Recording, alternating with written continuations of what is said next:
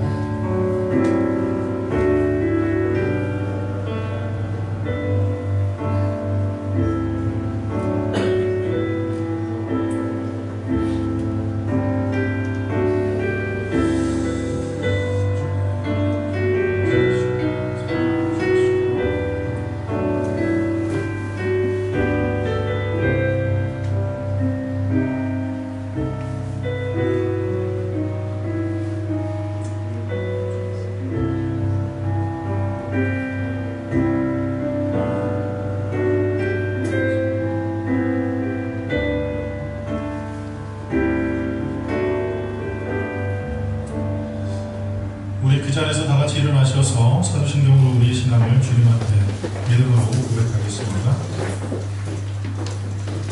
나는 전능하신 아버지 하나님 천지의 창조주를 믿습니다. 나는 그의 유일하신 아들 우리 주 예수 그리스도를 믿습니다.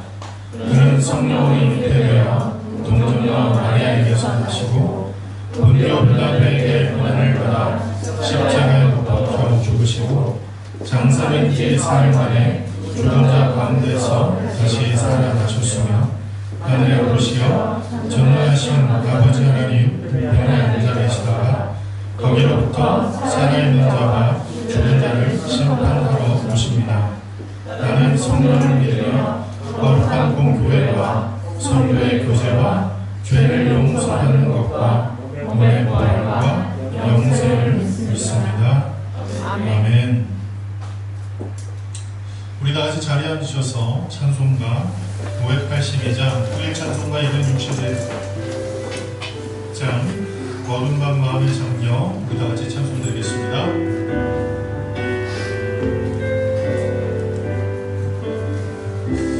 어둠 밤 마음에 잠겨 역사의 어둠 짙었을 때에 계명성 동쪽에 밝아 이 나라 여명이 왔다. 고요한 아침에 날아 빛 속에 새롭다. 빛 삶 속에 얽혀 이 땅에 생명탕 녹아간다. 목포에 우리는 기뻐 하늘로 줄기까지 솟을 때 아직 힘없 마늘에여 그 열매만 미리 산다. 고요한 아침에 날아 일꾼을 부른다. 하늘 씨앗이 되어 역사의 생명을 이어가리. 맑은 샘줄기 용솟아 거치는 땅에 흘러 접실 때 기름진 푸른 벌판이 눈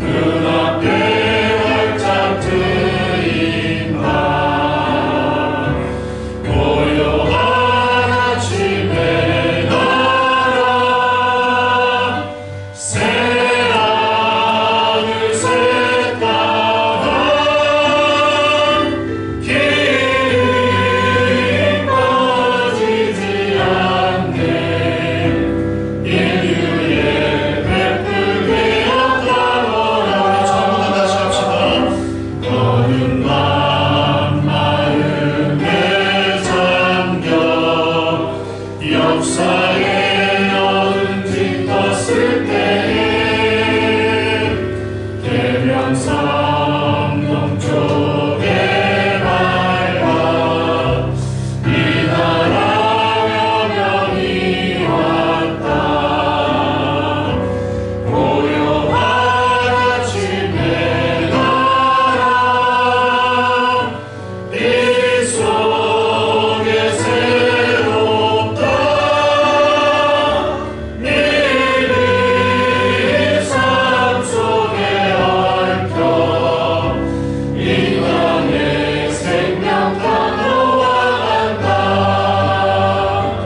복도에 뿌리는 기뻐 하늘로 줄기까지 솟을 때 가지는 것만을 내어 그 열매 왕민이 산다. 고요한 아침에 나라 이 푸른 흐른다.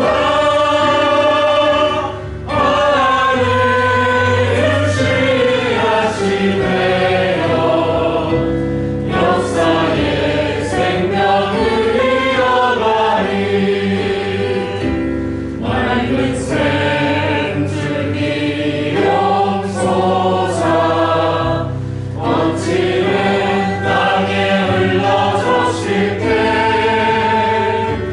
기름진 푸른 벌판이 눈앞에 활짝 트인다. 고요한 아침에 나라 새하늘 새 따라 길이 꺼지지 않는 인류의 횃불 되었다더라.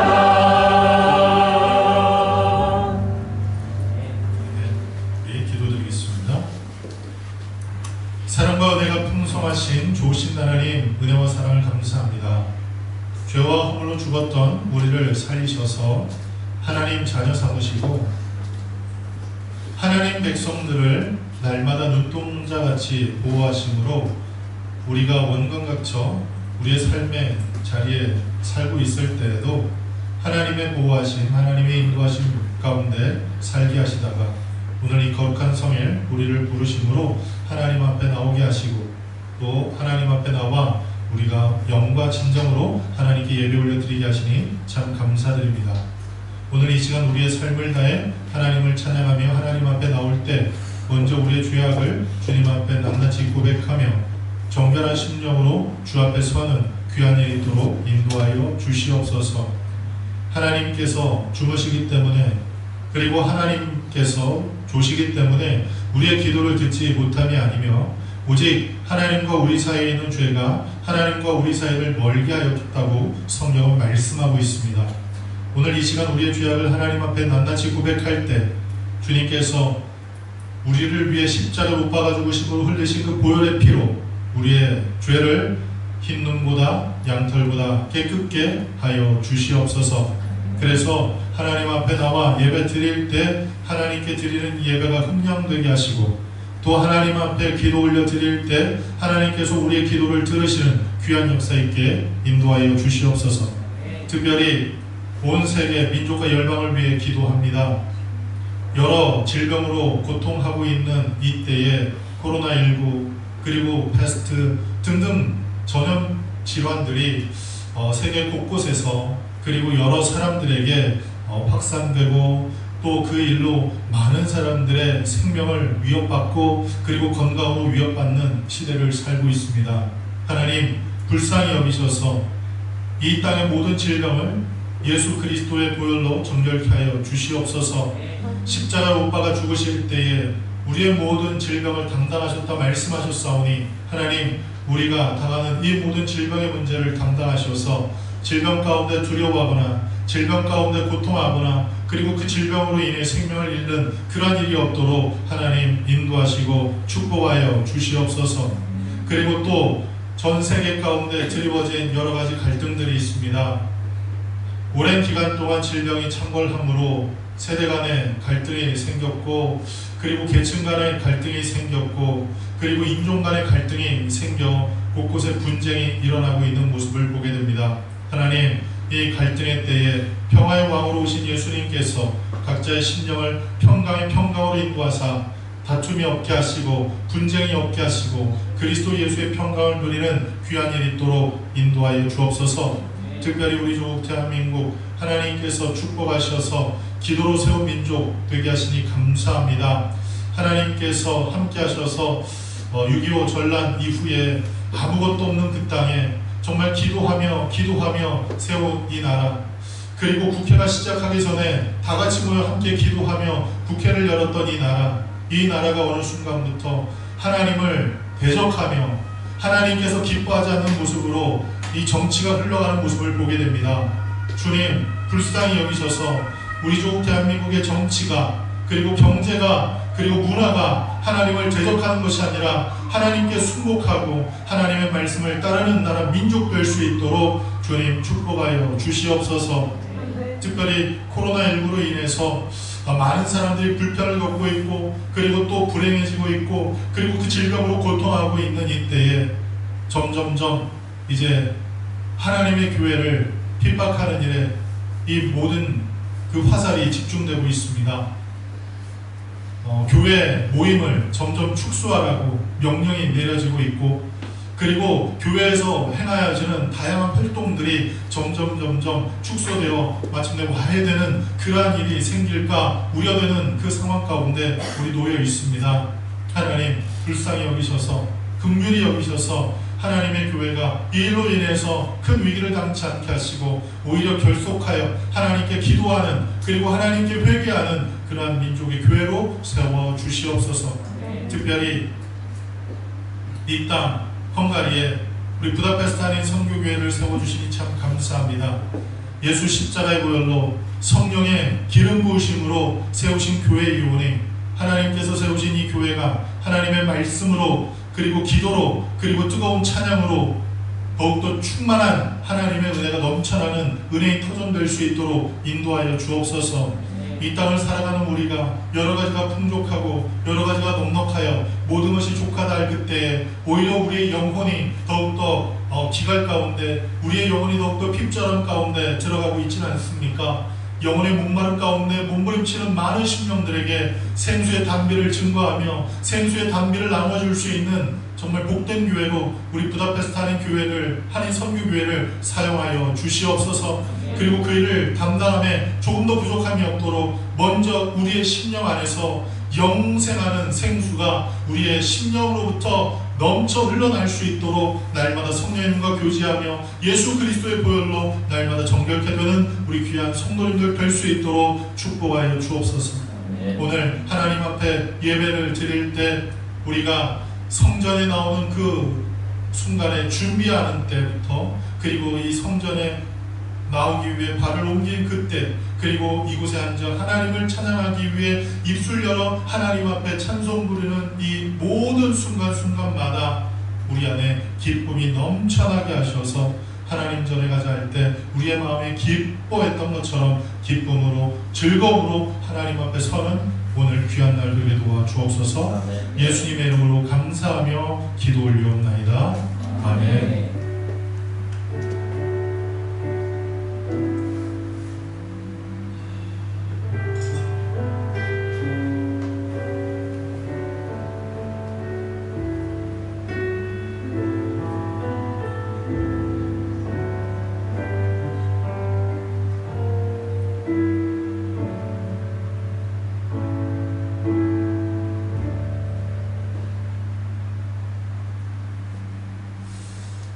이 시간 함께 은혜 나누실 하나님의 말씀은 출애굽기 19장 1절부터 6절까지 말씀입니다.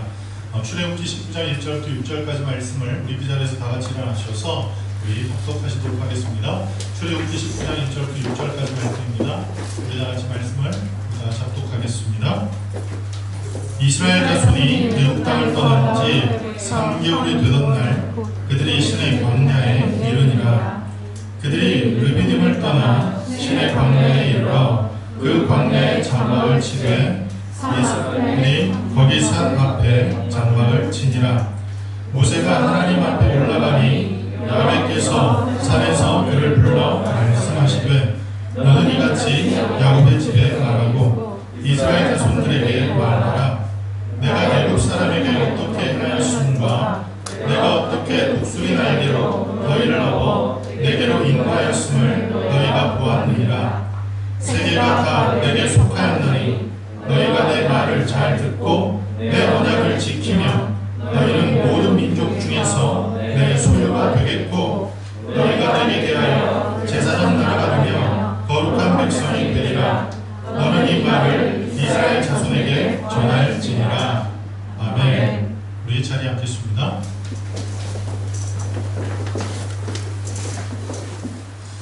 오늘 이 시간 함께 우리 합독한 본문 말씀 출애굽기 19장 1절부터 6절 말씀을 통해서 이 세대를 살고 있는 우리들의 사명이란 제목으로 함께 은혜를 나누도록 하겠습니다. 오늘 이곳에 나와 하나님을 예배하는 우리 모두는 무수히 많은 사람들 가운데서 예수 그리스도께서 특별히 그 보혈의 피를 우리에게 발라주시고 그리고 또 그 보혈의 피를 통해서 우리의 모든 죄를 사하시고 우리 안에 하나님의 의를 회복하사 하나님의 자녀가 되게 하시는 그 축복 가운데 하나님 앞에 예배를 드릴 수 있게 되었습니다.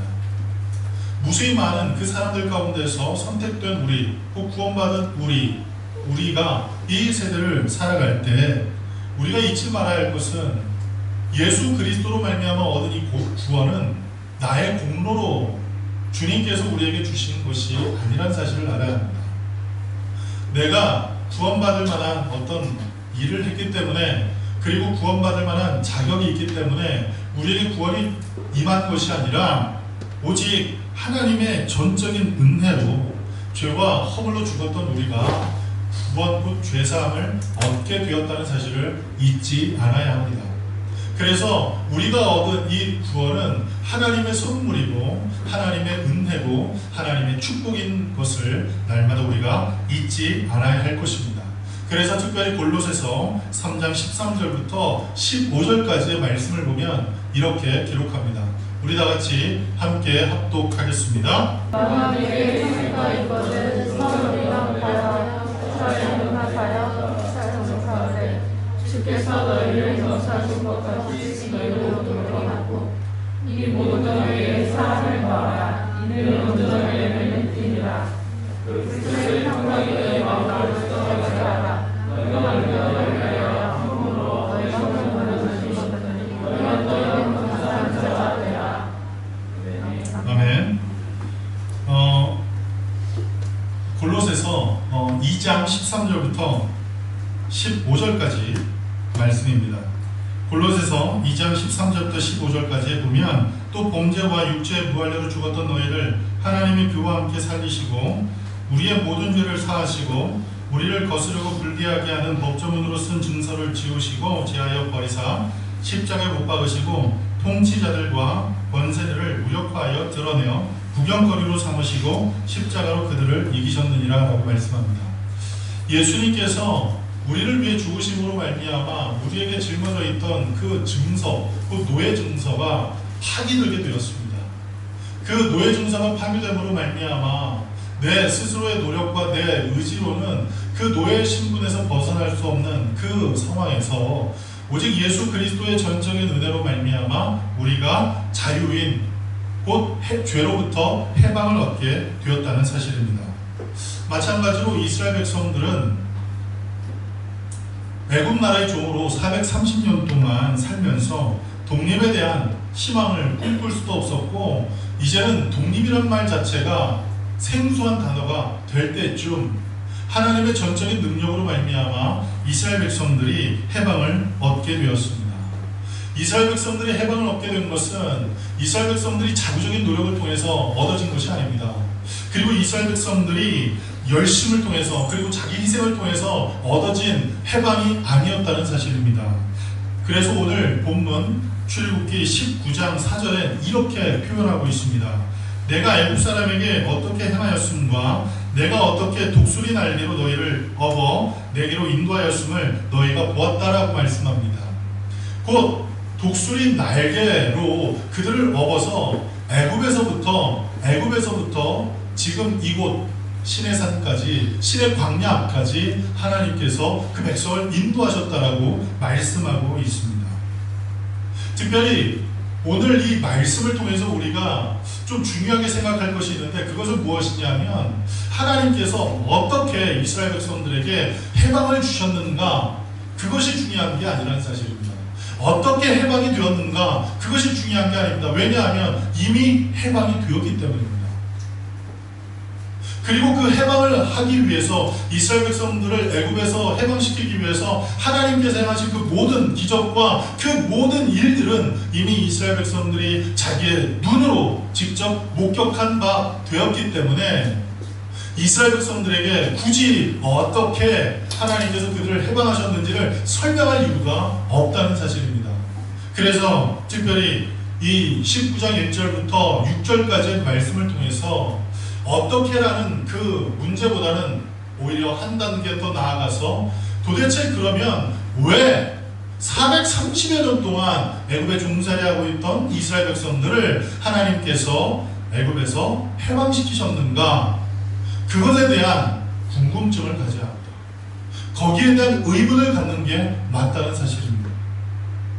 왜 하나님께서는 이스라엘 백성들을 애굽에서 해방시키셨는가? 그 이유는 무엇입니까?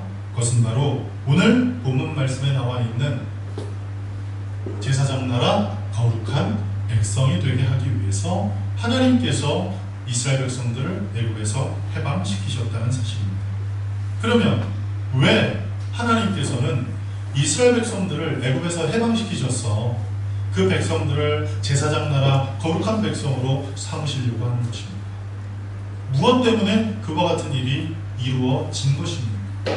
여기에는 두 가지 이유가 있습니다. 첫 번째는 하나님께서 아브라함에게 약속하셨기 때문입니다. 하나님께서 하란 땅에 살고 있었던 이 아브라함을 선택하셔서 아브라함을 부르십니다. 그리고 부르신 하나님께서 아브라함에게 친히 이렇게 말씀하십니다. 너는 본토 친척 아버지 집을 떠나 내가 내게 지시할 땅으로 가라. 내가 너로 큰 민족을 이루게 하겠다라고 약속하셨습니다. 그리고 그렇게 약속하신 하나님께서 창세기 15장 13절부터 14절까지 말씀에 이렇게 또 약속하십니다. 우리 다 같이 합독합니다. 시작. 야훼께서 아브라함에게 이르시되 너는 반드시 알라. 내 자손이 이방에서 되게 되어 그들을 섬기겠고 그들은 400년 동안 내 자손을 괴롭히리니 그들의 섬기는 나라를 내가 징벌을 치며 그 후에 내 자손이 큰 재물을 이끌고 나오리라. 아멘. 하나님께서 아브라함이 낙심하여 이제는 하나님께서 주신 그 약속이 이루어질 것 같지 않은데 내게 있는 후손으로 하나님의 씨를 이어야 되겠다, 하나님의 약속을 이어야 되겠다, 이런 생각을 할 때 하나님께서 아브라함을 부르십니다. 그리고 하늘을 보게 하시고 그리고 눈을 들어 동서사방을 보게 하십니다. 그러면서 말씀하신 것이 무엇이냐 하면 지금 네가 본 이 땅을 내가 너의 후손에게 주겠다, 그렇게 약속을 하셨습니다. 그리고 하늘에 셀 수 없이 많은 그 별과 같이 너희 후손이 많아지도록 하겠다라고 약속하셨습니다.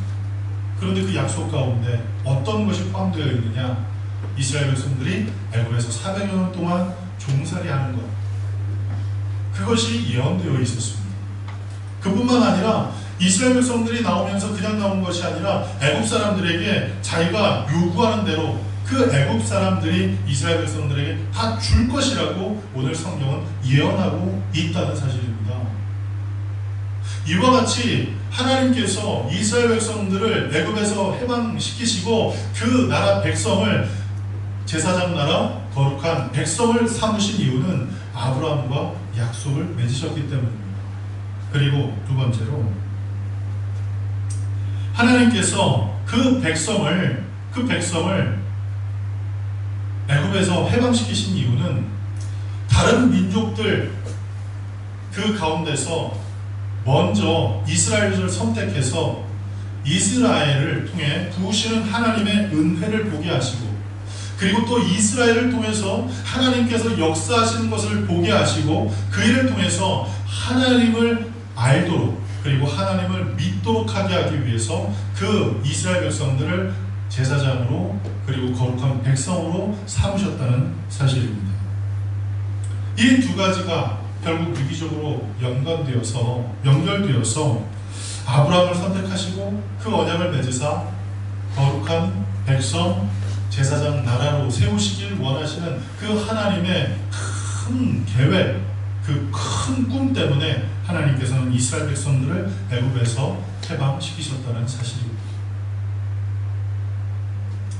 그렇다면 오늘날 이 세대를 살고 있는 저와 여러분을 세상 가운데 그냥 내버려 두신 것이 아니라 죄의 권세 가운데 있고, 그리고 악한 원수 마귀가 이 공중의 권세를 잡고 이 세대를 뒤흔들고 있는, 이 세상을 살고 있는 저와 여러분을 죄에서부터, 사단에서부터 해방시키신 이유가 있을 거라는 사실입니다.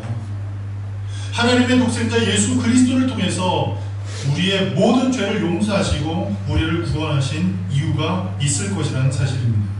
그 이유는 무엇이겠습니까? 그 이유는 오늘 우리가 읽은 이 본문에 나와 있는 것처럼 우리를 제사장 나라, 거룩한 백성을 삼으시길 원하시는 하나님의 계획이 있기 때문임을 믿어야 할 것입니다. 특별히 하나님께서는 이스라엘 백성들을 애굽에서 해방시키시고 난 후에 그들과 계약을 다시 한번 맺을 것을 이야기하면서 오늘 본문에 이렇게 말씀하십니다. 출애굽기 19장 15절에 세계가 다 내게 속하였나니 너희가 내 말을 잘 듣고 내 언약을 지키면 너희는 내 모든 민족 중에서 내 소유가 되겠다라고 말씀하고 계십니다. 특별히 이스라엘 백성들에게 무엇이라고 말씀하고 있습니까? 너희가 내 계명을 잘 듣고 그리고 그것을 지키면이라고 말씀하고 있습니다.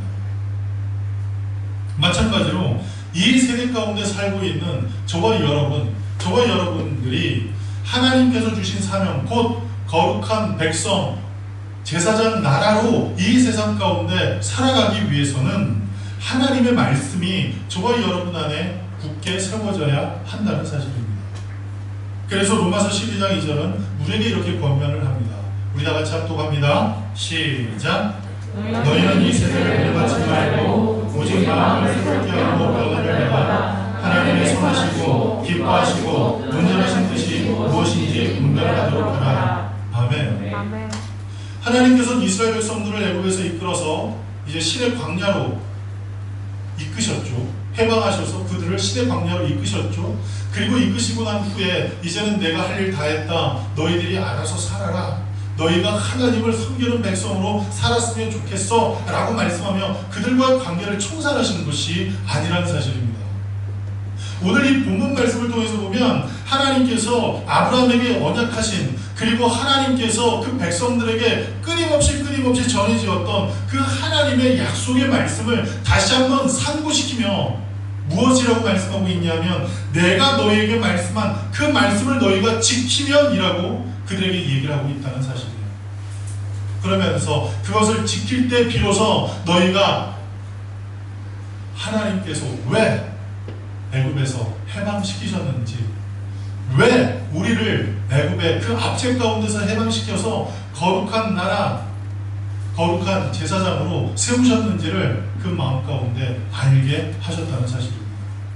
그래서 오늘 이 말씀처럼 우리가 이 세대를 살아가는 동안 우리가 죄와 허물로 죽었던 우리가 이 해방되었고 그 해방되는 일을 통해서 생명을 얻게 되었는데 그 생명을 얻는 그 일을 통해서, 그 생명 가운데 구하는 그 일을 통해서 하나님의 사명을 이루며 살아가야 할 터인데 그와 같은 삶을 살기 위해서 무엇이 필요한지를 오늘 말씀을 통해서 함께 은혜를 나눠보려고 하는 겁니다.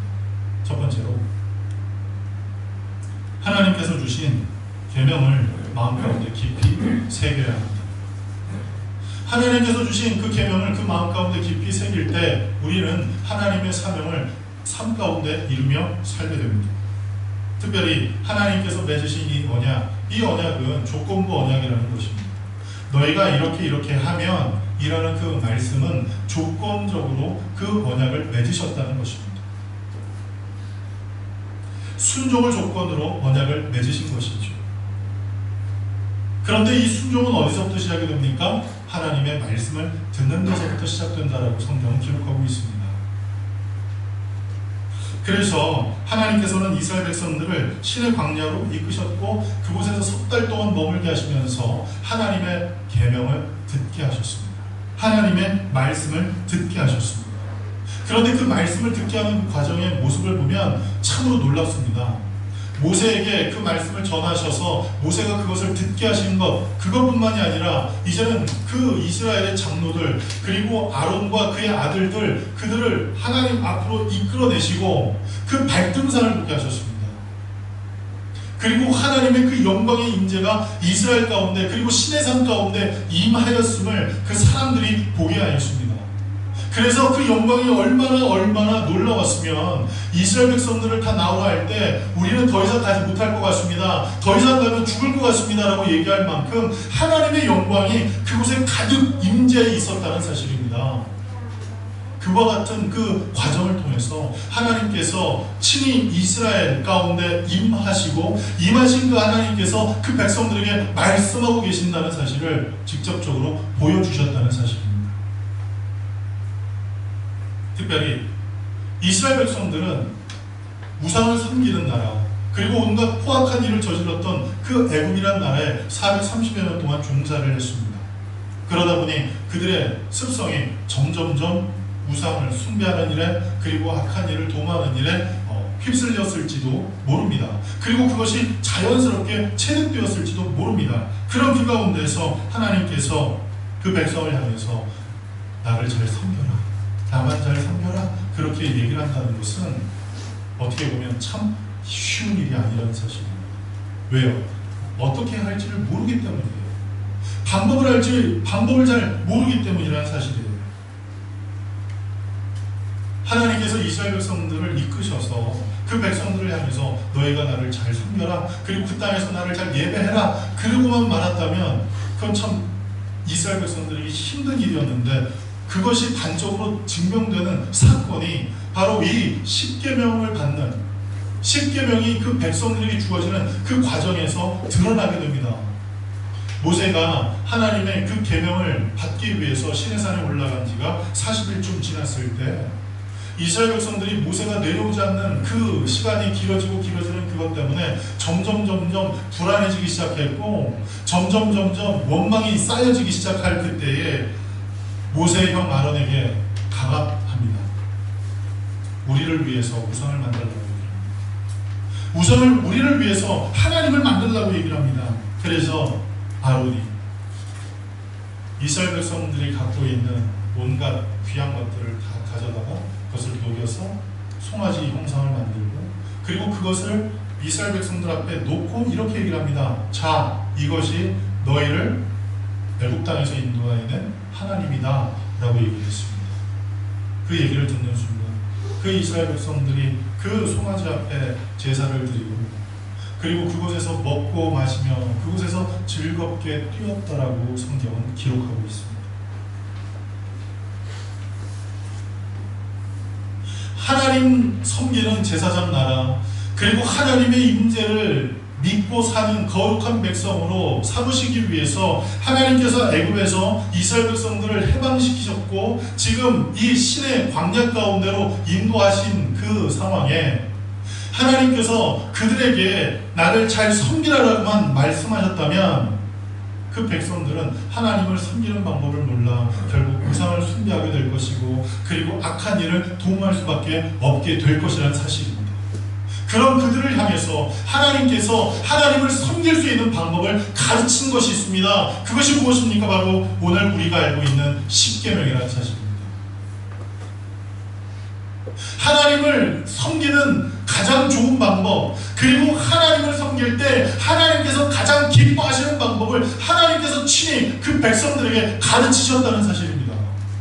그래서 내 마음대로 우상을 만들어서, 내 편한 대로 우상을 만들어서, 그리고 내가 하고 싶은 대로 우상을 만들어서 그 앞에 제사를 드리는 그 죄악을 범치 않도록 하나님께서 선을 그어 주셨다는 사실입니다.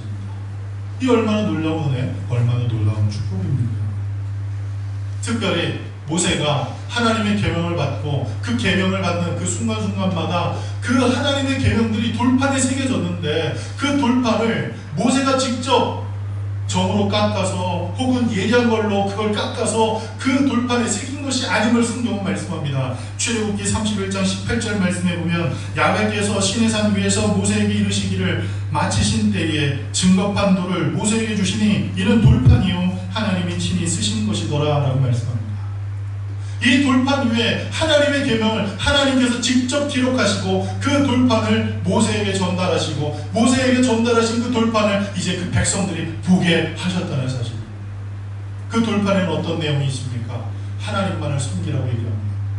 그리고 하나님만을 섬길 때 하늘부터 땅 아래에 있는 그 어떤 것으로도 형상을 만들어 그 앞에 절하지 말라고 얘기를 합니다. 이와 같이 세세하도록 자세하도록 그 백성들이 죄악 가운데 머물지 않도록 하나님께서 그 백성을 가르치신 것, 그것이 바로 십계명이라는 사실입니다. 그런데 이스라엘 백성들은 우리가 이스라엘의 역사를 말씀을 통해서 계속 들어보잖아요. 그리고 성경을 읽으면서 계속 보잖아요. 듣고 볼 때마다 어떤 걸 경험하게 되냐면 이스라엘의 역사 가운데 우상 숭배가 없었던 때가 없음을 알게 됩니다. 이스라엘의 역사 가운데 악한 일을 도모하지 않을 때가 없었음을 우리 보게 된다는 사실입니다. 하나님께서 친절하게 계명을 알려주셨는데, 하나님께서 친절하게 그 계명을 알려주시고 그것을 지키도록 그들에게 명령하셨는데 왜 이스라엘 백성들은 그것을 지키지 못했을까? 왜 그것을 지키지 못했을까? 왜 그랬을까요? 왜 그랬을까요? 저는 그렇게 생각합니다. 이스라엘 백성들이 모세를 통해서 하나님께서 전달해 주신 그 십계명을 그저 눈으로만 봤기 때문인 것 같아요. 이야, 하나님께서 저것을 우리에게 주셨구나. 야, 저게 하나님의 그 계명이 기록된 돌판인 거야. 야, 그 돌판에 하나님을 섬기는 방법에 대해서 얘기를 할 때 하나님만 섬겨라, 그리고 우상을 만들지 마라, 그리고 안식일을 기억하여 거룩히 지키라는 이러한 이 항목들을 하나님께서 기록하셨다는 것을 눈으로 보고 그리고 알았던 것, 거기까지인 거예요. 그래서 이스라엘 백성들은 그 계명을 온전히 준행하지 못했고 순종하지 못했다는 사실입니다.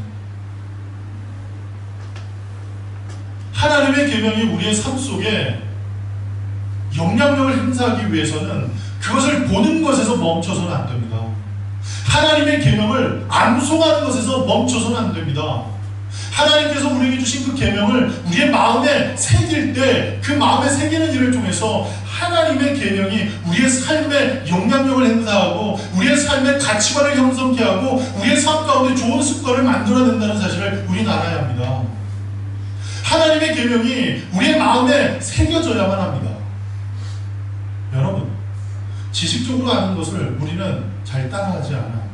그러나 삶 가운데서 내가 정말 처절하게 경험한 것, 내 마음 가운데 깊이 새긴 것, 그것은 어때요?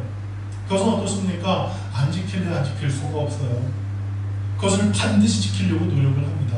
왜요? 내 마음 가운데 새겨졌기 때문에, 새겨진 그것이 내 가치관이 되었기 때문에, 새겨진 그것이 이제는 어느 순간 내게 습관이 되었기 때문에 그저 습관을 쫓아서, 그리고 내 가치관을 쫓아서 하나님을 섬기도록 만들게 된다는 사실입니다. 고린도후서 3장 3절은 우리에게 이렇게 얘기합니다. 우리 다 같이 함께 합독합니다. 고린도후서 3장 3절입니다. 시작. 그리스도의 편지니 이는 법으로 쓴 것이 아니요 오직 살아계신 하나님의 영으로 쓴 것이며 또 돌판에 쓴 것이 아니요 오직 그의 마음에 쓴 것이니라. 아멘. 어디에 썼다고요? 우리 육의 마음에 썼다라고 얘기를 합니다. 우리의 마음에 하나님의 계명을 아로새길 수 있는 저와 여러분 되길 간절히 축복합니다. 하나님의 계명을 보는 것으로 멈추지 마십시오. 하나님의 계명을 암송하는 것에 멈추지 마십시오. 하나님의 계명을 내 마음 가운데 아로새길 때 그 계명은 결국 우리의 삶에 같이 우리의 삶의 절대적인 것이 되어서 결국 그 말씀을 통해서 그리고 그 계명을 통해서 우리는 하나님을 온전히 섬길 수 있는 사람들이 되게 된다는 사실입니다. 우리가 신앙생활하면서 흔들리는 이유가 무엇 때문입니까? 우리가 신앙생활하면서 상황에 따라서 사람에 따라서 우리의 신앙의 가치가 흔들리는 이유가 무엇 때문입니까?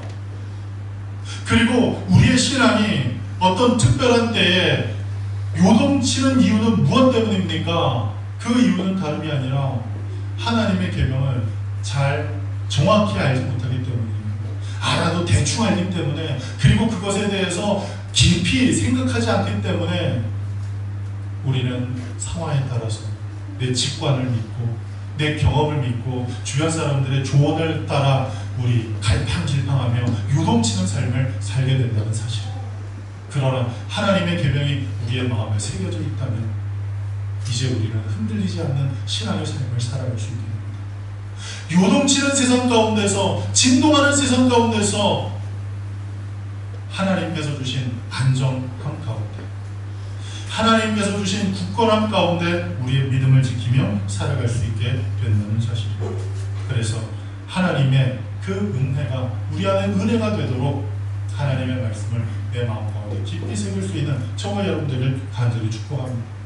뿐만 아니라 하나님의 계명을 우리가 마음 가운데 깊이 새길 때 하나님께서 이 계명은 나를 사랑하셔서 주신 계명임을 잊지 않기를 바랍니다.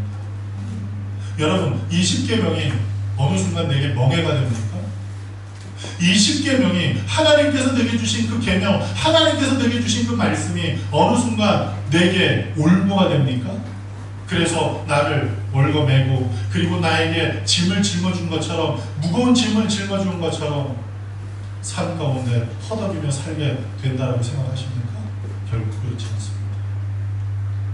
죄가 주는 두려움, 죄가 주는 우리 심령의 그 엄청난 무거움, 그 무거움을 느끼지 않도록, 그 사망의 두려움 가운데 빠져 살지 않도록 하나님께서는 이 계명을 우리에게 주십니다.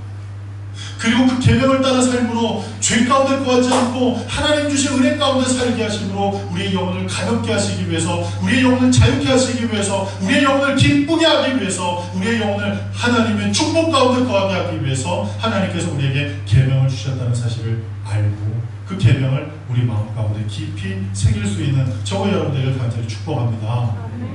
그리고 두 번째로, 하나님께서 계명을 따르는 사람, 그 사람들에게 주시는 축복이 무엇인지를 알아야 합니다. 이 세대 가운데 제사장 나라 거룩한 백성의 사명을 붙잡고 이 세대를 살길 원할 때 하나님의 말씀을 내 마음 가운데 새기는 것, 그것이 중요하고, 두 번째는 무엇이 중요하냐, 내 마음 가운데 새긴 그것을 삶 가운데 순종하며 살 때 하나님께서 주시는 축복이 무엇인지를 아는 것이 중요합니다. 하나님께서 우리에게 어떤 상급을 얘기하셨는지 그것을 아는 게 중요해요. 하나님께서 우리에게 주신 그 놀라우신 축복이 무엇인지를 아는 게 중요합니다. 하나님께서 특별히 우리에게 이렇게 말씀합니다. 너희가 내 계명을 듣고 그것을 순종하면 너희는 내 소유가 될 것이라고 얘기합니다. 그리고 그들을 향해서 제사장 나라 백성이 될 것이라고, 거룩한 백성이 될 것이라고 말씀하셨습니다. 하나님의 소유가 된다라고 얘기를 합니다. 여러분, 남녀가 사랑한다고 해서 그들을 우리가 볼 때 부부라고 얘기를 하지 않아요. 젊은 남녀가 서로 사랑한다고 해서 그 사람들을 일컬어 우리가 부부라고 얘기를 하지 않아요. 그들이 언제 부부가 되는 겁니까? 그들이 언제 부부가 돼요? 여러 증인들 앞에서 혼인 예식, 그리고 그 혼인 예식 가운데서 혼인 서약을 할 때, 혼인 서약을 모든 사람 앞에서 공포를 할 때, 그때 비로소 그들은 부부가 되는 거예요. 뿐만 아니라 결혼을 약속했다고 해도 그들은 결코 부부가 아닙니다. 결혼을 약속한 것뿐이지 아직 부부는 아닌 거예요. 언제 부부가 된다고요? 혼인 예식 가운데. 결혼식을 했다고 해서, 결혼식장에 들어갔다고 해서 이 부부가 되는 게 아니에요. 결혼 예식 가운데 혼인서약에 동의를 하고, 혼인서약 그것에 동의가 끝나고 난 다음에 혼인이 공포가 되면 그때부터 비로소 부부가 된다는 사실이에요. 여기서 중요한 게 있어요. 그건 무엇이냐면 바로 그 둘이 계약을 맺는 거예요. 약속을 하는 거예요. 언약을 맺는 거예요. 그럴 때 부부가 된다는 사실입니다. 마찬가지로 하나님과 이스라엘 관계에서도 남다른 은혜를 다른 민족보다 더 많이 받았다고 해서, 놀라운 기적을 통해서 이스라엘 백성들이 애굽에서 해방되었다고 해서 그 백성들이 하나님의 이 언약 백성이 되었다? 그게 아니에요. 언약은 이미 주어져 있지만 그것이 확인되는 그 과정이 있는데, 그 확인되는 그 절차가 있는데, 그것이 무엇이냐 하면 이스라엘 백성들이 그것을 따르는 거예요. 그리고 그것을 따름으로 말미암아, 그것을 지켜 순종함으로 말미암아 그 이스라엘 백성들이 하나님 나라의 이 하나님의 가장 소중한 소유가 될 때 그 언약은 유효하게 된다는 사실입니다. 출애굽기 19장 5절은 이렇게 말씀합니다. 출애굽기 19장 5절은 우리에게 뭐라고 말씀하냐면,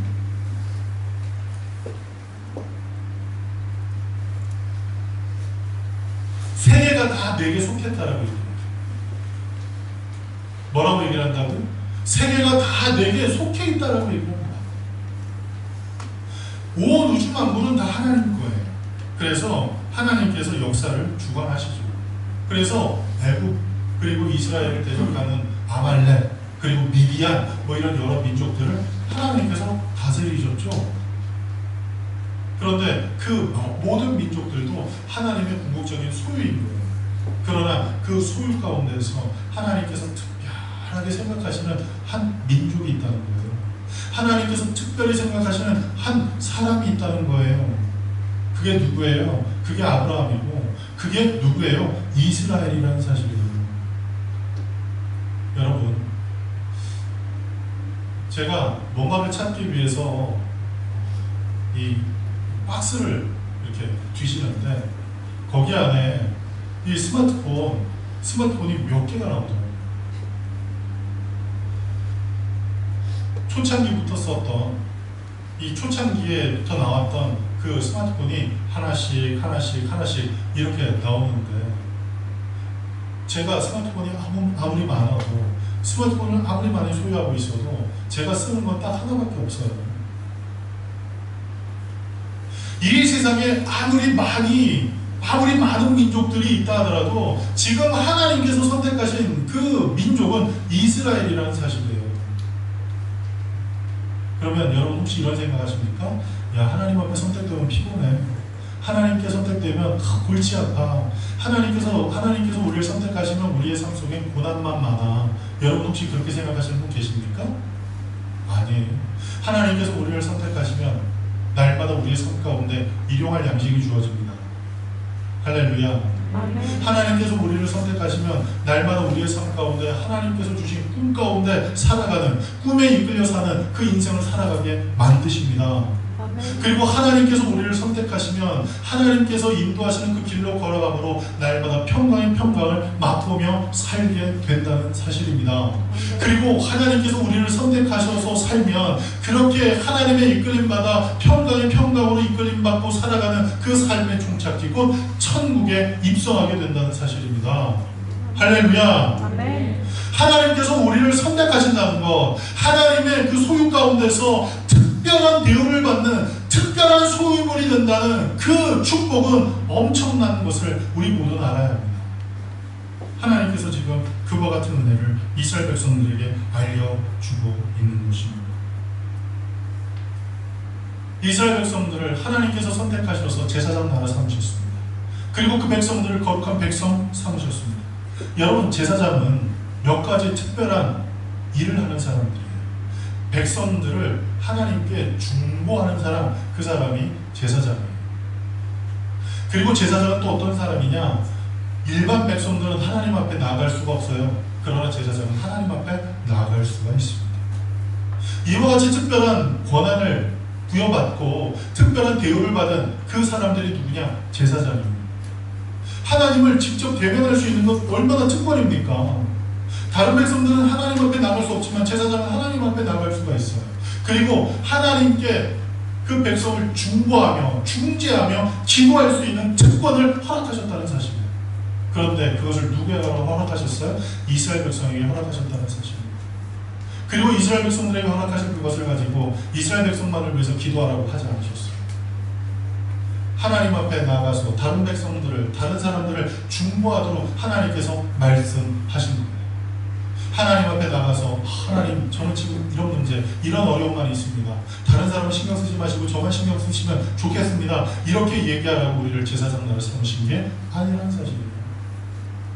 다른 사람이 중보자, 그리고 다른 사람에게 다른 사람보다 더 많은 특권을 주심으로 우리가 하나님과 직접 대면할 수 있는, 하나님과 직접 대화할 수 있는 그 놀라운 특권을 받았다는 사실, 그것이 바로 하나님께서 특별한 소유물을 만드신 저와 여러분에게 주신 축복이라는 사실을 아셔야 합니다. 그리고 거룩한 백성 삼으셨다죠. 거룩한 백성, 거룩은 어떤 겁니까? 하나님께서 임재하시는 것이 거룩입니다. 하나님께서 저와 여러분의 삶 가운데 임재하시는 것이 거룩입니다. 하나님께서 저와 여러분의 삶 가운데 지금 함께 하셔서 나를 고아처럼 과부처럼 내버려 두신 것이 아니라 언제나 나와 함께 하셔서 모든 대적 가운데서 나에게 승리를 주시고, 그리고 우리가 쉴만한 물가와 푸른 초장이 필요할 때 선한 목자가 되셔서 우리를 쉴만한 물가와 푸른 초장으로 인도하시는 그 하나님의 선하심이, 그 하나님의 인자하심이 정녕 나를 따르는 것, 그것이 바로 거룩한 백성에게 주신 하나님의 축복임을 잊지 않길 간절히 축복합니다. 하나님께서 지금 내 삶 가운데 임재하고 계신다는 사실입니다. 이와 같은 축복이 우리에게 있다는 사실을 잊지 않길 바랍니다. 그리고 마지막 세 번째, 이 놀라운 축복과 이 놀라운 은혜를 나만 받고 끝나는 게 아니라 이제는 그것을 힘써 증거하는 삶을 살아야 합니다. 다른 사람에게 전하는 삶을 살아야 합니다. 로마서 10장 14절은 우리에게 이렇게 얘기를 합니다. 우리 다 같이 읽겠습니다. 로마서 10장 14절입니다. 시작. 어찌 믿으리요? 듣지 못한 일을 어찌 믿으리요? 전파하는 자가 없이 어찌 들으리요? 아멘. 우리 계속해서 베드로전서 2장 9절을 다 같이 합독합니다. 베드로전서 2장 9절입니다. 시작. 왕 같은 제사장들이요, 거룩한 나라요, 그의 소유받은 백성이니 이는 너희를 어두운 데서 불러내어 그의 기이한 빛에 들어가게 하신 이의 아름다운 덕을 선포하게 하려 하심이라. 아멘. 할렐루야. 아멘. 우리들이 경험한 이 놀라운 축복, 그리고 우리에게 주신 이 놀라운 하나님의 이 특권을 나만 받고 끝내면 안 된다는 사실. 하나님께서 이스라엘을 선택하신 것은 장자로 선택하셨다라고 성경은 얘기해요. 장자로 선택하셨다라고 얘기해요. 장자라는 것은 어떤 의미냐면 그 후에 또 자식이 있어 차자가 있을 거란 말이에요. 차남들이 있을 거란 말이에요. 저는 차남이에요. 저한테는 형이 있어요. 제가 초등학교 다닐 때 간간히 저희 어머니한테 따졌던 한 가지가 있어요. 그게 뭐냐면, 엄마, 나는 왜 형이 입었던 것만 입어야 되냐고. 심지어 뭐도 입냐면 태권도 도복도 저희 형이 입던 걸 입었었어요. 그래서 늘 형이 입었던 거 입고 형이 신었던 거 신었고 그랬었어요. 그럴 때 저희 어머니한테 늘 항의를 했어요. 엄마, 왜 형만 이뻐하고 왜 형만 그렇게 잘 챙기냐고, 왜 형만 사주냐고 맨날 그랬던 적이 있어요. 여러분, 요새는 그런 가정이 별로 없을지 몰라요. 그런데 생각해보세요. 이 장자라는 게 특권만 존재하는 거예요. 장자가 되면 여러 가지 고난이 있어요. 그리고 여러 가지 말 못할 서러움이 있다는 말이에요. 그게 장자의 아픔이에요. 이스라엘 백성들에게도 장자의 아픔이 있었어요. 장자의 서러움이 있었어요. 그러나 하나님께서 이스라엘에 부어주신 그 은혜가 얼마나 놀랍습니까? 그리고 그 이스라엘 백성들에게 베푸신 그 기적 얼마나 위대합니까? 그 그와 같은 놀라운 은혜, 그와 같은 놀라운 기적을 주셔서 이스라엘 백성들을 제사장 나라 거룩한 백성 삼으신 그 하나님의 은혜, 그 은혜를 받아 누렸다면 이제 그것을 그냥 자기만 갖고 있지 말고 뭐라고 말씀해요? 19장 5절에 이제 그것을 이스라엘 백성들에게, 사람들에게 알릴지라고 얘기를 합니다. 그것을 사람들에게 알려라, 그렇게 얘기를 한다는 사실이에요. 우리가 읽었던 이 로마서 10장 14절 그리고 베드로전서 2장 9절 그 말씀을 한번 유심히 생각해 보세요. 전하는 사람이 없으면 들을 수가 없어요. 누군가가 우리에게 복음을 전했기 때문에 우리는 복음을 들을 수가 있었던 거예요. 마찬가지로 지금도 복음을 듣지 못한 사람들이 있어요. 예수님의 이름은 들었지만 그 예수님이 복음이라는 사실을 듣지 못한 사람들이 우리가 살고 있는 이 주변에 얼마든지 존재하고 있다는 사실이에요. 어려서부터 성경을 배웠습니다. 어려서부터 교회에 나가는 것, 그것이 어떤 것인지를 보고 또 알았습니다. 그러나 그들은 단지 아는 것 뿐일 거예요. 그래서 예수님을 영접하지 못해요. 그럼 그들에게 예수님이 복된 소식임을, 예수님이 복된 소식임을, 그리고 이 교회가 하나님께서 세우신 구원의 방주임을 알 수 있도록, 그것을 깨달아 알 수 있도록 그 사람들에게 전하고 그 사람들을 위해서 중보하는 그 책임이 우리에게 있다는 사실을 알아야 되는 거예요.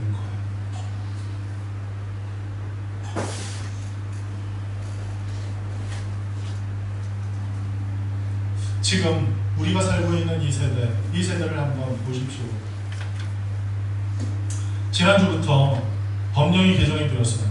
우리나라 법령이 개정되어서 이제는 교회에서 행정명령이 내려왔는데 공적인 예배 외에는 소모임을 하지 못하도록 행정명령이 내려오는 거예요. 여러분, 이 교회라는 곳이 예배만 중요합니까?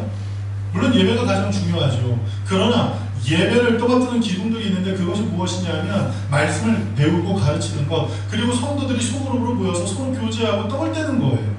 이게 서로 잘 맞물려 유기적으로 돌아갈 때 그것을 가리켜서 정말 건강한 교회라고 얘기를 합니다. 그런데 정부에서 행정명령을 내려서 소그룹 모임을 하지 못하도록 막아버렸어요. 그리고 교회에서 예배 드릴 때도 어때요? 최소의 인원만 예배 드리도록 권고하고 있습니다. 이제는 지난주에 일이 있어서요, 뭐 이렇게 굳이 그렇게 핑계 안 대도 돼요. 왜 지난주에 교회 안 왔냐고 이렇게 물어보지도 않아요, 요새. 그죠? 요새 왜 교회 안 왔냐고 물어보는 사람 있어요? 네? 성전에 50명 이상 모이면 우리도 예배 못 드려야 해요. 네? 그렇기 때문에 50명 이상 오라고 저는 얘기를 못 하겠어요. 왜 안 왔냐고 왜 그 얘기 못 하겠어요. 그런데 이제는 굳이 핑계댈 이유도 없어요. 그냥 행정명령이 내려서 교회 안 가도 되는 당위성을 부여하는 이 시대를 우리가 살고 있는 거예요. 그리고 또 우리는 어떤 세대를 살고 있습니까? 이 질병으로 인해서 서로가 불편함과 그리고 서로가 이제 서로를 향해서 이제 원망 어린 눈빛으로 보게 되는 어떤 적개시하는, 그래서 이 잠재되어 있는 이 분노가 어떤 특별한 상황이 벌어지면 이게 갑자기 확 터져버리는 이 내재된 분노 가운데 분노의 이 잠재성을 갖고 있는 사람들과 더불어 살아가는 그런 시대를 살고 있다는 사실이에요. 얼마나 위태한 시대를 살고 있습니다. 이와 같이 공포와 두려움을 느끼는 이 시대를 살고 있는 우리를 향해서 하나님께서 너희에게 사명이 있기 때문에 너희를 내가 선택해서 구원하셨다라고 지금 말씀하고 계십니다. 지금 내가 이 세대를 살고 있다면 나는 이 세대에 돌아가는 거 전혀 관심 없어, 나는 신경 안 쓰고 나만 생각하며 살래. 여러분, 그게 가능한가요? 이 세대가 돌아가는 거 신경 안 쓰고 나만 좋다고 나 좋은 일만 하면서 살아갈 수 있던가요? 절대 그렇지 않아요. 언젠가 어느 순간에 그리고 어떤 일로 인해서 다 연결되어 있고 엮이게 되어 있다는 사실이에요. 그렇다면 이 세대를 살아가는 우리에게 틀림없이 하나님께서 사명을 주셨고 그 사명을 이루길 원하실 터인데 그 사명은 무엇이냐? 바로 제사장 나라 거룩한 백성으로 저와 여러분을 이 세대 가운데 먼저 부르셨다는 사실이에요. 먼저 부르셨다면 이 하나님의 그 사명을 받들고 살기 위해서 세 가지. 첫 번째, 뭐 해야 돼요? 하나님의 그 말씀을 내 마음 가운데 바로 새기는 작업을 해야 할 것입니다. 두 번째, 우리의 삶 속에 하나님께서 주신 은혜를 따라서 하나님께서 베푸신 그 능력과 권세를 따라서 이제는 그 말씀을 지켜 순종하는 그 축복이 무엇인지를 우리가 깊이 깨달아서 하나님께서 나를 선택하셨고 이제는 내가 하나님 앞에서 특별한 소유물이 되었다는 그런 그 사실을 마음 가운데 깊이 깨달으면 이제는 그 특권의식을 가지고 이 백성들을 위해서 이 죄악이 관영하고 악함이 팽배해지고 있는 이 세대를 향해서 제사장인 저와 여러분이 거룩한 백성인 저와 여러분이 하나님께 중보하고 또 하나님께 중재하는 그 일을 통해서 어느 순간 이 세상에 있는 모든 사람들이 하나님을 알 수 있도록 하는 일에 쓰임받도록 하기 위해서 하나님께서 저와 여러분을 선택하셨다는 사실을 깨달으면서 날마다 하나님 앞에서 그 사명을 받들고 사는 저와 여러분들을 간절히 축복합니다. 아멘. 기도하겠습니다. 사랑하시는 하나님, 은혜와 사랑을 감사합니다. 하나님의 거룩한 은혜, 하나님의 거룩한 역사, 하나님의 거룩한 축복, 날마다 우리는 충만한 그를 통해서 하나님께 감사합니다. 오늘 주신 이 말씀처럼 우리 모두는 하나님께서 주신 은혜를 따라서 제사장 나라 거룩한 백성이 되었음을 잊지 않게 하시옵소서. 이것은 내가 하고 싶다고 해서가 아닌, 내가 되고 싶다고 해서가 아닌 예수 그리스도의 그 십자가를 통해서 죄와 허물로부터 죽었던 나를 살리신 그 순간부터 우리에게 임한 하나님의 그 축복이며 하나님의 은혜이며 하나님께서 우리에게 맡기신 사명임을 깨닫게 하여 주옵소서. 그래서 그 사명을 잘 받들어 이 세대 가운데 하나님께서 주신 사명을 이루며 하나님께 영광 돌리며 사는 우리 복된 인생 되게 도와주옵소서. 예수님의 이름으로 감사하며 기도 올리옵나이다. 아멘. 오늘 우리 이 말씀을 기억하면서 하나님께 한번 기도하는 시간 갖겠습니다. 나같이 기도할 때 크게 통성으로 기도하지 않으셔도 좋지만 우리 소리를 내서 하나님 앞에 기도하는 시간을 갖겠습니다. 기도할 때 하나님 내 사명을 바로 깨닫게 하여 주시옵소서. 그리고 그 사명이 내 삶 가운데 흔들리지 않도록 이제는 내가 그것을 내 마음 가운데 새기게 하여 주시옵소서. 그리고 하나님께서 그것을 준행하는 사람에게 주시는 그 축복을 내가 알게 하여 주시옵소서. 그리고 그것을 힘써 증거하는 삶을 살아가 이 세대 가운데서 이 세상 가운데서 하나님의 뜻을 받들며 사는 귀한 하나님의 사람들, 하나님의 사명자가 되게 하여 주옵소서. 우리 말씀을 기억하며 다같이 하나님께 기도하는 시간 갖겠습니다. 다같이 기도합니다. 사랑하시는 하나님 은혜를 감사합니다. 하나님의 그 놀라운 은혜 가운데 하나님의 그 놀라운 역사 가운데 우리를 거룩한 성전에 모시고 하나님 앞에 나와 신령과 진정한 마음으로 예배 올려드릴 때 하나님께서 우리에게 주신 이 생명의 말씀, 하나님께서 우리에게 전해주신 이 은혜의 말씀을 우리가 듣게 하시니 감사합니다. 우리가 이 말씀을 들을 때에 이 말씀을 통하여 하나님의 생명이 우리 안에 넘쳐나며 하나님의 은혜가 우리 안에 넘쳐나며 하나님의 축복이 우리 안에 넘쳐나서 정말 그 축복과 은혜가 넘쳐나는 그 일을 통해서 내가 죄와 허물을 주었던 그 자리에서 이제는 해방되었음을 잊지 않게 하시고 이제는 그 잊지 않는 그 일 가운데 하나님의 은혜가 이미 우리 안에 부어졌고 하나님의 축복이 우리 안에 이미 부어졌고 하나님의 그 능력이 우리 안에 이미 부어졌고 하나님의 사명이 우리 안에 이미 부어졌다는 사실을 깊이 깨달아 이제는 하나님께서 우리에게 맡기시는 사명을 우리 마음 가운데 깊이 새기는 작업을 하여 주시옵소서.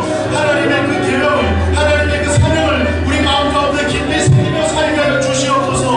하나님의 그 계명을 하나님의 그 사명을 우리 마음 가운데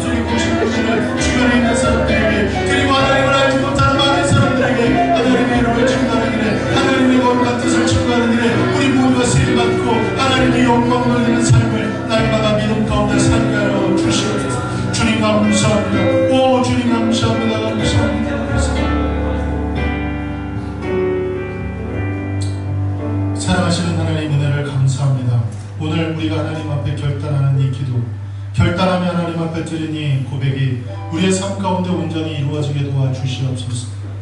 우리가 하나님의 백성으로 그리고 하나님 나라의 제사장으로 날마다 이 세대를 살아가고는 있지만, 그 직분을 받고 이 세상을 살아가고는 있지만, 우리는 때론 환경으로 인해서, 때론 상황에 그 어려움으로 인해서, 그리고 우리의 분주함과 우리의 연약함으로 인해서, 그리고 내 스스로가 포기하는 그 일로 인해서 흔들리고 주저앉을 때가 너무나도 많습니다. 하나님, 그러한 요동치는 삶을, 요동치는 신앙생활을 하지 않게 하시는 그 과정에 하나님의 말씀을 우리 마음 가운데 깊이 새겨 주시옵소서.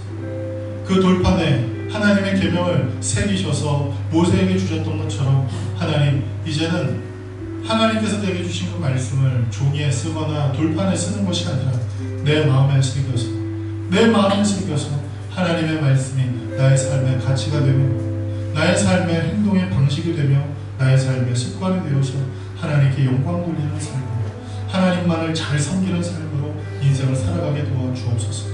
그리고 그 인생 가운데 부으신 하나님의 축복이 무엇인지를 우리가 직접 경험하고 또 경험하여 하나님의 은혜의 달콤함을 맛보아하는 복된 성도들 되게 도와주옵시고, 이제 그 은혜를 이 세상 가운데 힘써 증거하여 하나님을 알지 못하는 사람, 하나님을 만나지 못한 모든 사람들에게 하나님을 만나게 할 수 있는, 하나님을 뜨겁게 소개할 수 있는 정말 중보자적인 삶을 살아가는 제사장 나라 거룩한 백성 되게 하여 주옵소서. 예수님의 이름으로 감사하며 기도드리겠습니다.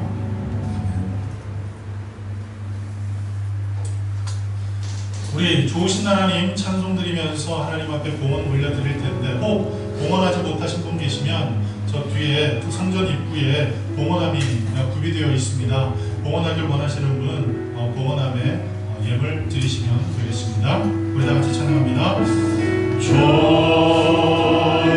좋으신 하나님, 좋으신 하나님, 참 좋으신 나의 하나님.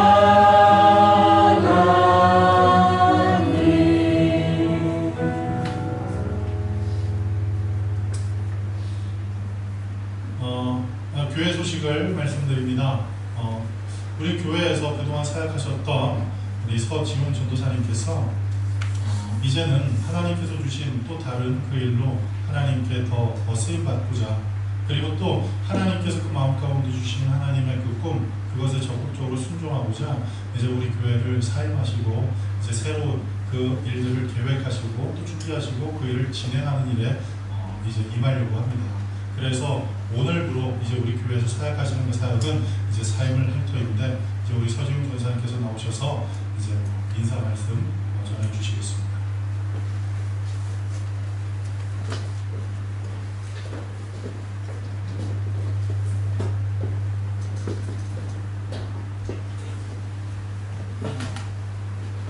제가 2016년 3월에 처음 미국 가운데 이렇게 사역을 시작하고 4년 정도를 이렇게 교회에서 이렇게 사역을 할 수 있었는데요.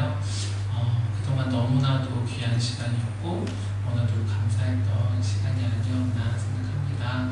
네, 앞으로 저는 이제 한국에서 사역을 하게 될 거고요. 네, 한국을 가기 전에 1년 정도는 비엔나에서 공부를 마치게 되긴 할 텐데, 그 사이에 이제 계속 더 사역을 계속 준비할 시간을 가질 것입니다. 정말 이곳에 부다페스트라는 곳에 오기까지 정말 생각지도 못했던 나라였지만 하나님께서 이렇게 귀하게 인도해 주셔서 여기서 사역하게 되고, 목사님과 사모님 통해서 너무나도 귀한 거 많이 배우게 해주셔서 너무나도 감사하고, 우리 집사님들 통해서 많이 저를 섬겨주시고 또 기도해 주셔서 이렇게 4년이라는 사역을 하는 동안 너무나도 편하게 사역할 수 있어서 감사했습니다. 그리고 우리 청년들 정말 저한테 괴롭힘도 많이 당하고, 네, 제가 되게 예배 나와라, 막 예배 드려라 이런 괴롭힘을 많이 했었는데, 그럼에도 불구하고 저희 말을 잘 들어주고 함께 해줘서 너무나도 감사하고, 중고등부 지체들도 많이 만나지는 못했지만 함께 할 수 있어서 너무나도 감사했습니다.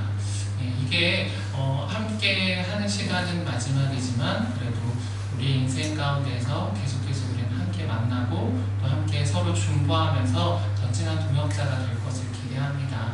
그리고 저도 부르심의 뜻을 끝까지 잘 지켜서 하나님이 기뻐하시는 중으로 살아갈 수 있도록 여러분들 많이 기도해 주시고 저도 우리 부다페스트 선교교회를 위해서 전심으로 기도하는 동역자 되도록 하겠습니다. 감사합니다.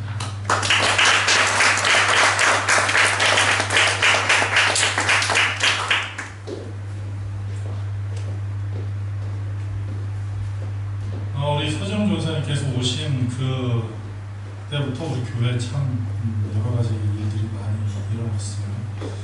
그런 그 일들 가운데서 그 큰 일들 가운데서 함께 기도해주고 그리고 또 함께 이렇게 또 마음을 써주고 어떨 때는 격려해주고 그리고 저 대신 욕먹을 것도 욕먹어주고 참 얼마나 귀한 일, 굳은 일 그리고 또 사랑과 헌신으로 참 많은 일들을 감당해주는지 모릅니다. 그래서 사실은 일찍부터 교회를 사임하려고 계속 얘기를 했는데 제가 계속 붙잡았어요. 담임 목사가 어떤 부분에서 그 갑인 사람은 전도사님일 수 있는데 이것도 말 오해하지 마시고요. 그냥 그렇다는 거예요. 그렇다고 해서 그냥 저하고 서진호 장관한테 뭐 갑이고 저 사람은 느리고 이렇게 살지는 않았었던 것 같아요. 그런데 더 잡고 더 함께 사역을 해보려고 그렇게 했는데 몇 번 얘기를 하더라고요. 사임하겠습니다. 목사님 저 어떻게 해야 되죠? 사임했으면 좋겠는데 그래서 그러길래 그래 이제는 그만둬라 그랬어요. 좋은 얘기도 한두 번에 이제 자꾸 그만둔다고 얘기하는데 적고 듣는데 더 이상 붙잡으면 안 되겠다는 생각이 드는 거예요. 그리고 또 마음 가운데 뭐 섣부르게 이렇게 결정하실 전도사님도 아니고 또 하나님께서 그 마음 가운데 주신 소원이 있을 거라 생각을 해서 저도 이렇게 기도하는 가운데 그래 하나님께서 또 다른 그 은혜를 우리 전사님에게 주시듯 우리 부다페스트 선교회 특별히 전사님께서 맡아 수고하셨던 청년부 그리고 우리 중고등부에 또 하나님께서 새로운 일을 이루시겠다라는 기대함 가운데 그래 그러면 전사님 사임하셔도 되겠습니다 해서 이제 사임을 합니다. 사임하는 그 과정에서 하나님께서 우리 전사님을 통해서 이제 어떻게 일하실지 어떤 방법으로 사용하실지 여러분 기대하면서 늘 기도해 주시고 또 기도하실 때 우리 전사님이 참 달란트도 많고 참 귀한 분이죠. 그런데 그것과 마찬가지로 연약한 부분들이 꽤 있어요. 먼저는 건강이 연약합니다. 여러분들 건강 보호를 위해서 기도해 주셔서 건강으로 어려움지 않도록 우리 사역 감당함이 조금 더 어렵지 않도록 건강 위해서 기도해 주시고 그리고 또 우리 전사님 또 연약한 게 있죠. 혼자예요. 혼자. 성경에 보면 이 혼자는 끊어지고 이 부서지는데 이 긴 삼겹줄은 끊어지지 않는 날이거든요. 근데 이 사실 사역함에 저도 결혼하고 난 다음 결혼이 이 결혼은 꼭 해야 돼 이런 생각을 했었는데 이제 사역을 시작하기 전에 유학을 앞두고 막 유학하려고 막 준비할 때 결혼한 게 제 발목을 붙잡더라고요. 그래서 이 결혼 안 할 걸 그랬나 이런 생각도 들었지만 이 결혼을 한 게 얼마나 감사한지 몰라요. 그리고 그 가운데서 이렇게 자녀가 있는 게 얼마나 감사한지 몰라요. 우리 전사님 혼자서 참 많은 일을 할 수 있지만 결혼하고 나면 함께 동역하며 일할 수 있는 것 얼마나 더 큰 일을 감당할 수 있을지 몰라요. 그래서 여러분 이제 우리 전사님 하나님께서 돕는 맷bil도 허락하셔서 복된 가정 이루시도록 위해서 기도해 주시면 좋겠어요. 그래서 우리 전사님 통해서 하나님께서 일하시는 그 귀한 일들이 넘쳐나도록 우리 축복해 주시면 좋겠습니다. 네, 잠시 기도하겠습니다. 사랑하시는 하나님 은혜를 감사합니다. 하나님의 선하신 은혜 가운데 귀한 사역자 우리 서지훈 전도사님을 우리 부다페스트 선교교회에 가장 힘들고 어려울 때 보내셔서 꾸준히 일하게 하시고 그리고 그 힘든 일, 그 어려운 상황 속에도 늘 밝고 맑은 웃음으로 많은 사람들에게 하나님의 사랑을 심는 그리고 하나님의 은혜를 심는 그 귀한 사역 감당함으로 우리 청년들에게 그리고 우리 성도님들에게 그리고 우리 중고등부 학생들에게 하나님의 은혜를 심게 하시니 참 감사합니다. 이제 하나님의 또 선하신 작정과 계획이 있으시므로 우리 교회를 사용하시고 이제 새로운 사역을 준비하는 그 과정 가운데 들어가오니 하나님께서 그 마음 가운데 주신 그 꿈이 날마다 구체화되게 하시고 날마다 커져나가게 하셔서 하나님 안에서 귀하게 쓰임받아 하나님께 영광 돌리는 귀하게 이르도록 인도하시고 우리 전도사님이 사역함에 하나님께서 주신 그 귀한 달란트로 하나님을 영화롭게 할 때 특별히 그가 가지고 있는 연약함, 그 건강의 문제로 문제상 생기지 않도록 그리고 하나님께서 주신 그 연약함 가운데 그 연약함이 발목 잡지 않도록 하나님께서 육신의 모든 질병 치료하시고 세임 주셔서 하나님의 일을 잘 감당하는 부족함이 없도록 인도하시고 또 돕는 배필 주셔서 복된 가정이 이루어 하나님께서 맡기신 귀한 사역 감당케 하여 주시옵소서. 하나님 오늘 이 시간 우리가 또한 마음을 다해 뜻을 다해 정성을 다해 하나님 앞에 예물을 드립니다. 그저 하나님 앞에 내 주머니에 있는 그리고 지갑에 있는 돈을 하나님 앞에 드리는 것 그것이 아닌 이 물질을 드림과 동시에 우리의 삶을 우리의 생명을 그리고 우리의 삶의 소중한 것을 하나님 앞에 아낌없이 드릴 수 있는 우리 복된 성도님들 되게 하시고 이제 하나님 손에 우리의 삶을 맡김으로 말미암아 하나님께서 우리의 삶을 들어 사용하셔서 우리의 삶이 정말 후회 없었노라고 정말 우리의 삶이 가장 복되었노라고 고백하며 살아갈 수 있는 우리 부다페스트 안의 선교교회 모든 성도님들 될 수 있도록 축복하여 주시옵소서. 예수님의 이름으로 감사하며 기도드렸습니다. 아멘. 지금은 교회 머리 되신 우리 주 예수 그리스도의 은혜와 하나님 아버지의 극진하신 사랑과 보혜사 성령님의 내주교통 충만하신 역사가 거룩한 날 주 앞에 나와 신령과 진정한 마음으로 예배드리고 돌아가는 사랑하는 주의 백성들을 위해 이제부터 영원토록 함께 하시기를 간절히 축원하옵나이다. 아멘.